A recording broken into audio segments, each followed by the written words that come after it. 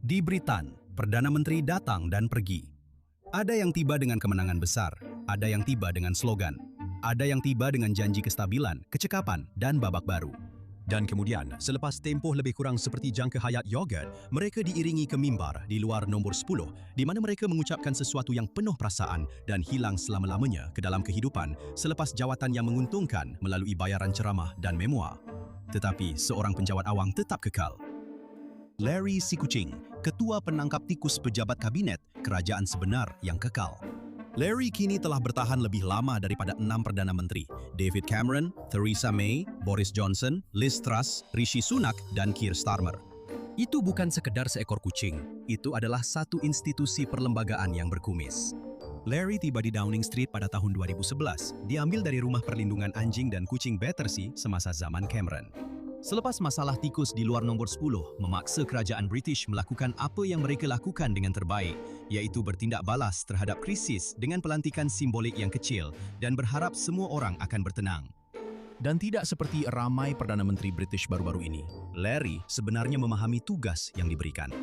Gelaran rasminya ialah Ketua Pemburu Tikus Pejabat Kabinet. Menurut kerajaan UK, tugasnya termasuk menyambut tetamu ke rumah, memeriksa pertahanan keselamatan, dan menguji kualiti perabot antik untuk tidur sekejap. Larry juga telah menjadi salah satu simbol diplomatik utama Britain modern. Di mana ada Donald Trump, di situ ada Larry.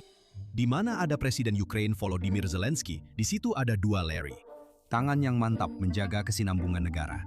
Lebih lama malah daripada raja itu sendiri. Semasa kekacauan politik, Larry juga sangat hebat dalam mewakili mood negara. Ini bukan sekadar seekor kucing yang menolak sentuhan fisikal, ini adalah tinjauan pendapat yang hidup. Tapi janganlah kita berpura-pura, Larry hanya bersifat seremonial semata-mata. Dia bukan sekadar maskot berbulu yang terbaring di atas jentera negara. Secara rasmi, dia adalah pemburu tikus. Dan kadang-kadang, skop tugas itu menjadi lebih luas. Ini adalah Larry menguatkuasakan sempadan Britain terhadap burung merpati. Adakah burung merpati itu ancaman kepada keselamatan negara? Kita tidak akan pernah tahu. Adakah ia mempunyai dokumen yang sah? Itu juga tidak jelas. Tetapi, Larry melihat satu pendaratan tanpa kebenaran berhampiran nombor 10 dan bertindak dengan tindakan tegas seperti yang telah lama dilaungkan dalam perdebatan immigration Britain. Sepanjang tahun-tahun ini, Larry telah menyaksikan Britain menghadapi Brexit, COVID, pertandingan kepimpinan, pemberontakan parti, panik pasaran, peletakan jawatan, dan skandal. Dan sepanjang semua itu, mesej utama Larry tidak pernah berubah.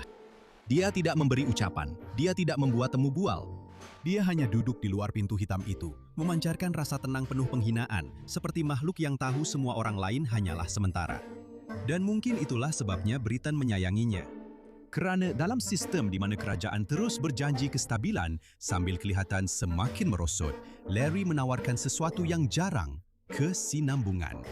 Dan ketika Perdana Menteri Britain yang baru masuk, tangan yang tetap memandu Britain di belakang tabir masih kekal. Larry si Kucing, Ketua Pemburu Tikus Pejabat Kabinet. Sekarang kepada beberapa sebutan terhormat.